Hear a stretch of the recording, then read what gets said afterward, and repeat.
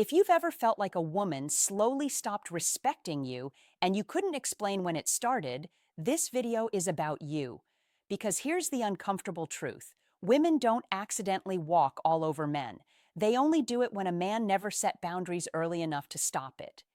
In the first stages of dating, there are 5 boundaries that determine whether she sees you as a man she respects or a man she slowly takes for granted. Miss even one, and you'll spend months confused, overgiving, and wondering why the dynamic flipped. This isn't about being harsh. It's not about playing games. And it's definitely not about controlling women. It's about understanding the exact moments where men unknowingly give away leverage and how to stop doing that before attraction turns into tolerance. If you don't learn these 5 boundaries early, you won't just lose her respect. You'll lose yourself trying to get it back. Most dating advice teaches men how to react. This video teaches you how to position yourself so you don't have to react at all. The difference isn't confidence or charisma, it's structure. Boundaries create structure, and structure determines who leads the dynamic and who adapts to it. If you're ready to shift from guessing to understanding, like the video and subscribe now, because once you see how these dynamics actually form, you stop chasing outcomes and start controlling your own position. And that shift begins with the very first boundary most men ignore. Let's break that open. Number 1, never open financial access before she's earned it. Men confuse sharing with bonding.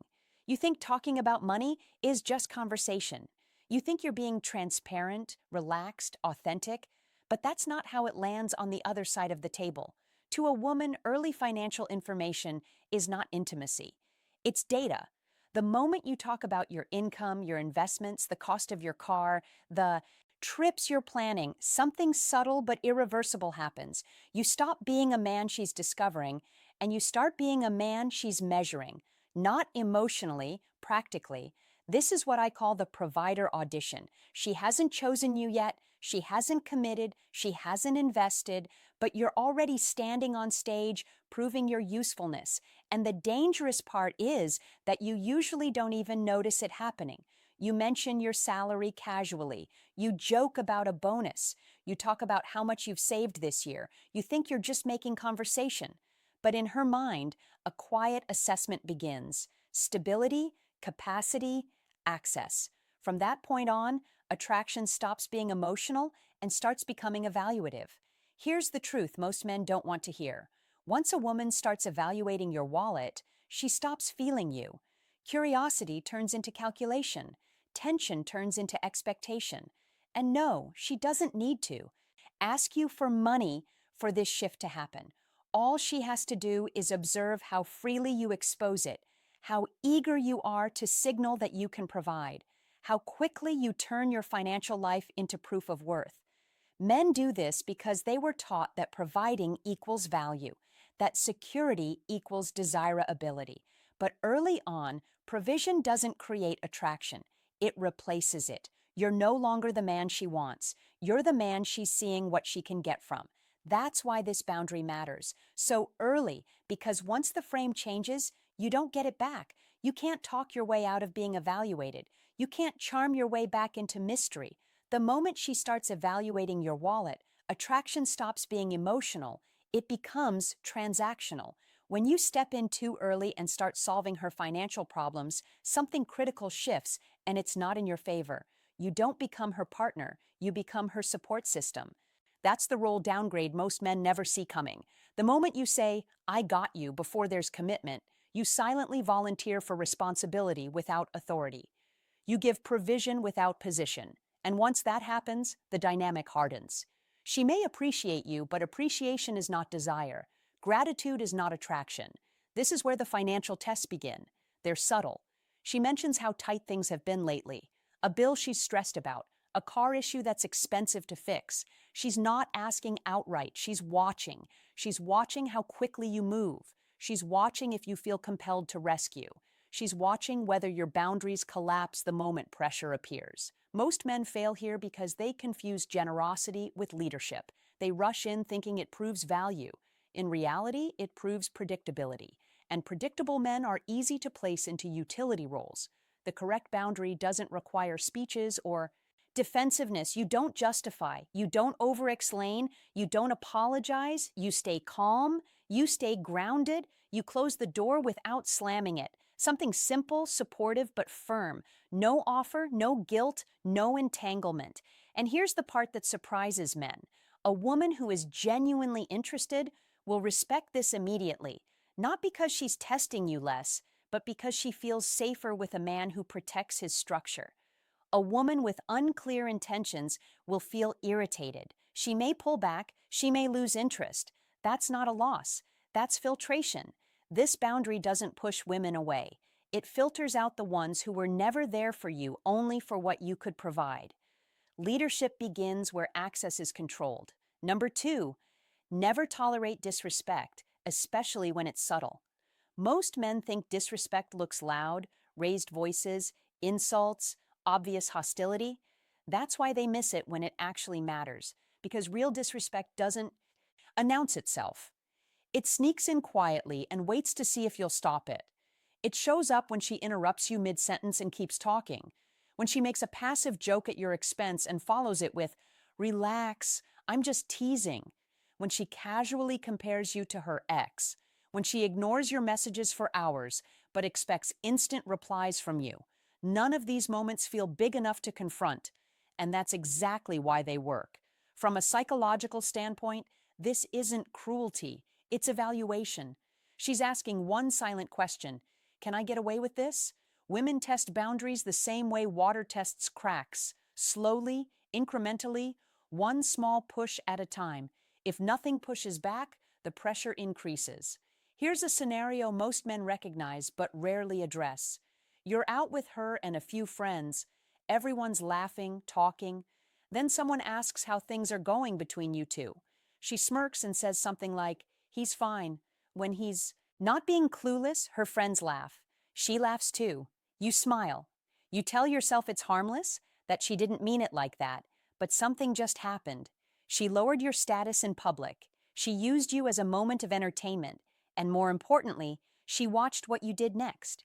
Disrespect tests aren't about the comment, they're about your response, or lack of one. When you let it slide, you're not being easygoing. You're signaling that your self-respect is negotiable, that comfort matters more to you than boundaries. And once a woman realizes she can step over you without consequence, she will. Not because she's malicious, but because you showed her the line doesn't exist. Silence is not composure. Silence is consent.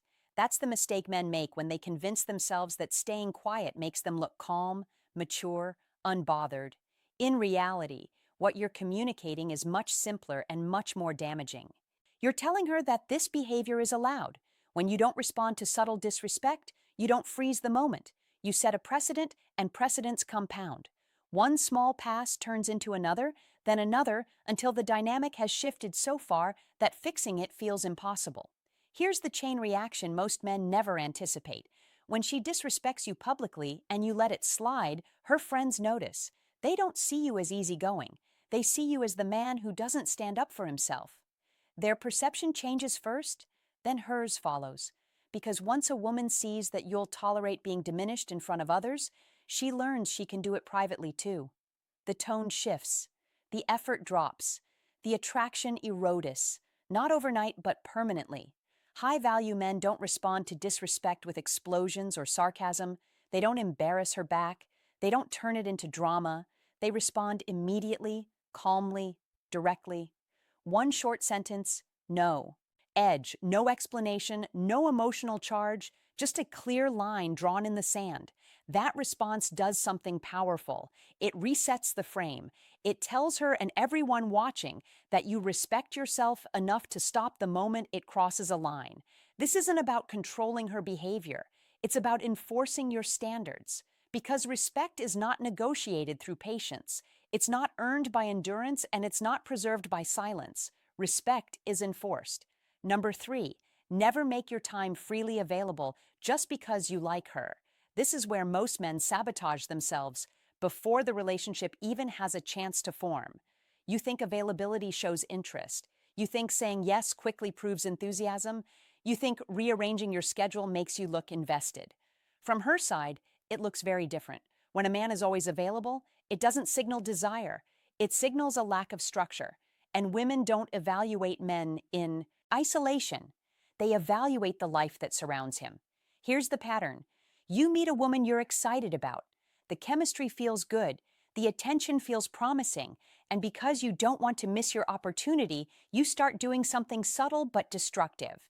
You cancel plans, you move commitments, you stay flexible just in case. She texts, dinner with friends disappears, gym sessions get skipped, your schedule becomes reactive instead of intentional, not because you're irresponsible, but because you're afraid of losing momentum. That fear is what she feels. From a psychological perspective, a woman isn't just asking, "Does he like me?" She's asking, "Does this man have a life that can hold me without collapsing?" When your time becomes an open buffet, she doesn't feel chosen. She feels prioritized at the expense of everything else.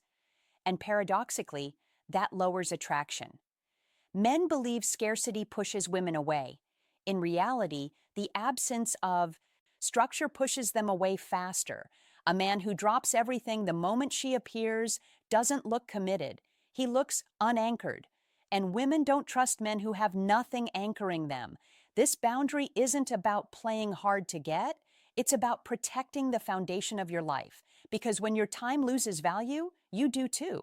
A man who treats his time like currency is always in demand, not because he's unavailable, not because he's playing games, but because his life already has direction before she ever steps into it.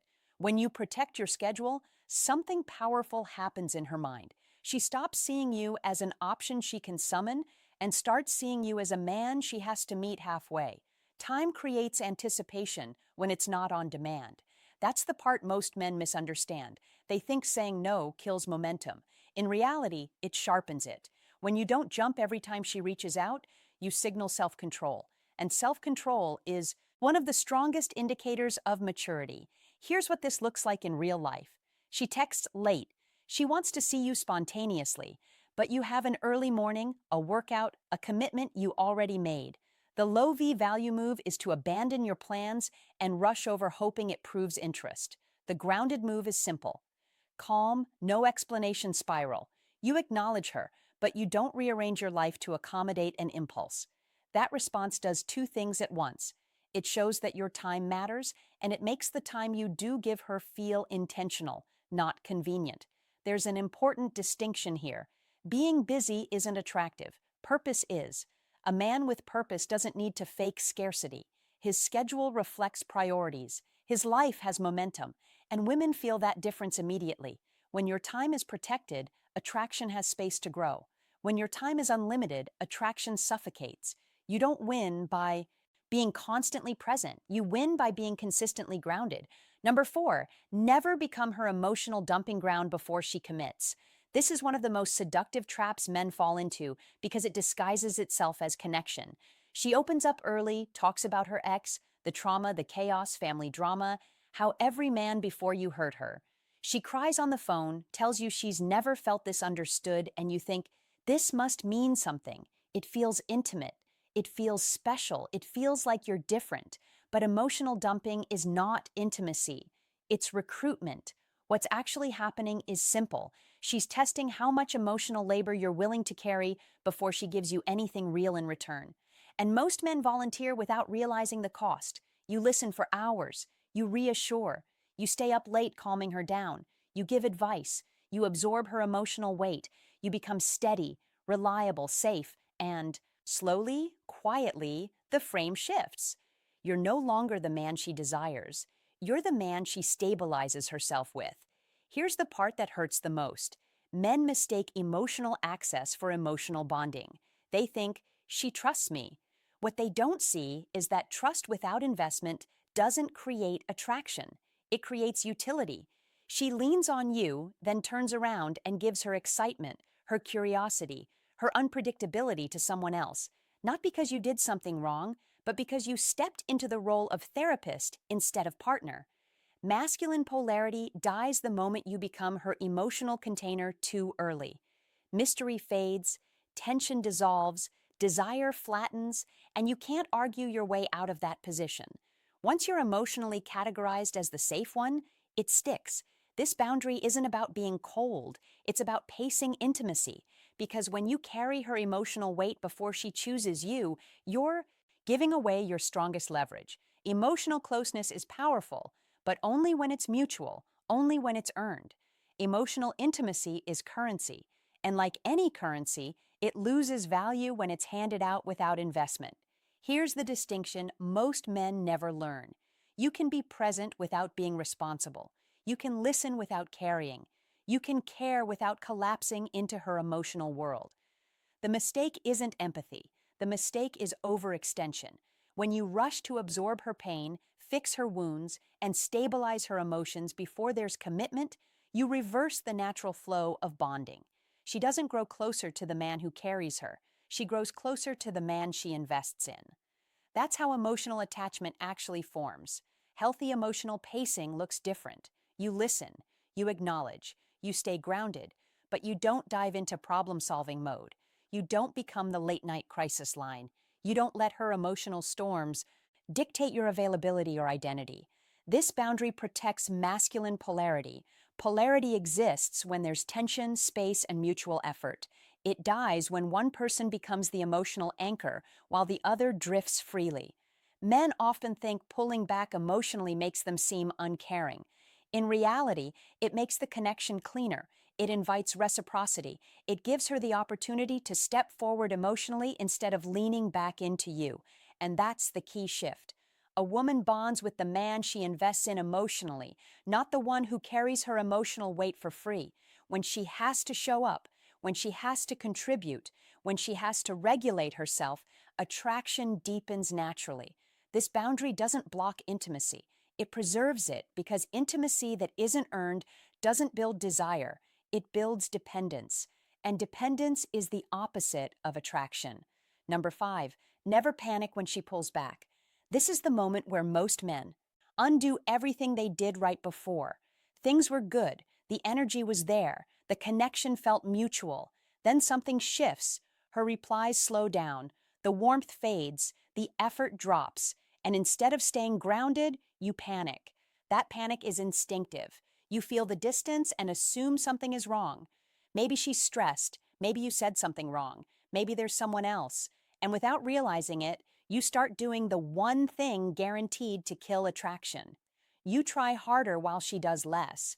It usually unfolds in 3 predictable mistakes. First, you fill the silence. She creates space and you rush to close it. More messages, faster replies, extra check-ins. What you're really saying is, I'm uncomfortable without your attention.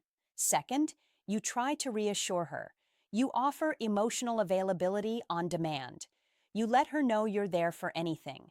Every word quietly communicates fear. Fear of losing her. Third, you overcompensate. You plan more, compliment more, give more. You turn the volume up, hoping effort will restore what distance removed. But attraction doesn't work that way.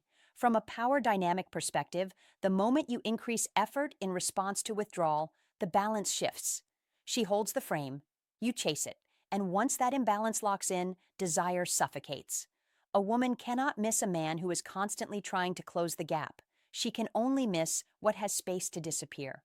Pulling back is not always a test. Sometimes it's clarity forming, sometimes it's interest fading, and sometimes it's simply life. But panic turns every possibility into the same outcome.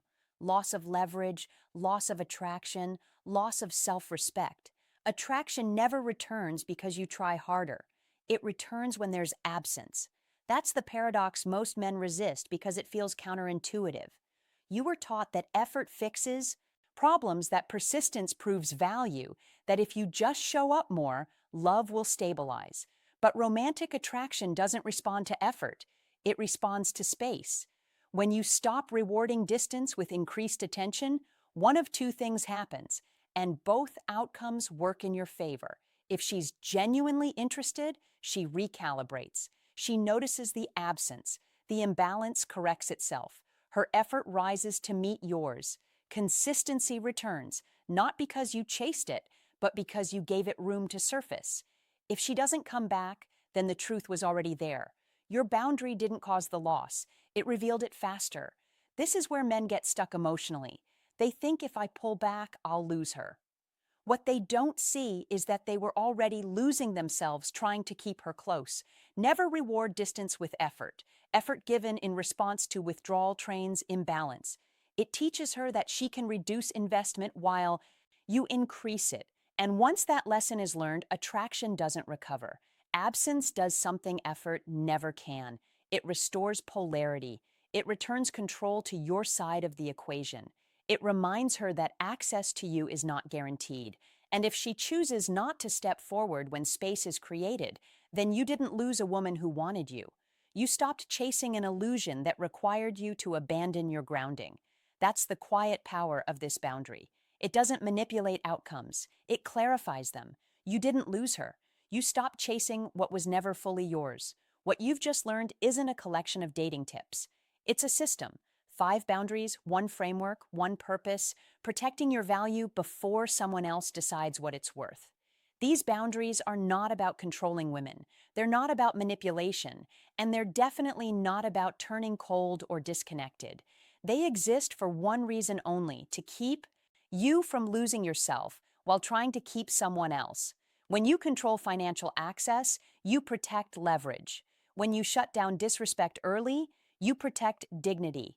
When you guard your time, you protect direction. When you pace emotional intimacy, you protect polarity. When you stop chasing withdrawal, you protect self-respect. Together, they form a filter. Women who are drawn to structure, strength, and self-control will feel safer with you. Women who were only comfortable when you were over-giving, over-available, and over-invested will quietly disappear. That's not loneliness, that's clarity. Boundaries don't make you harder to love. They make it possible for the right person to love you without you shrinking to earn it. They ensure that when a woman chooses you, she's choosing the man you actually are, not the version that sacrifices himself to be tolerated. And if there's one truth I want you to walk away with, it's this: you don't gain power by demanding more from women. You gain power by requiring more from yourself. If this resonated, don't keep it to yourself. Subscribe. Stay here. This channel exists for men who are done being confused, drained, and second-guessing their worth. Like the video, share it with the man who keeps giving too much and getting less. And leave a comment. Tell me which boundary hit you the hardest. This channel isn't here to comfort you. It's here to keep you from losing yourself.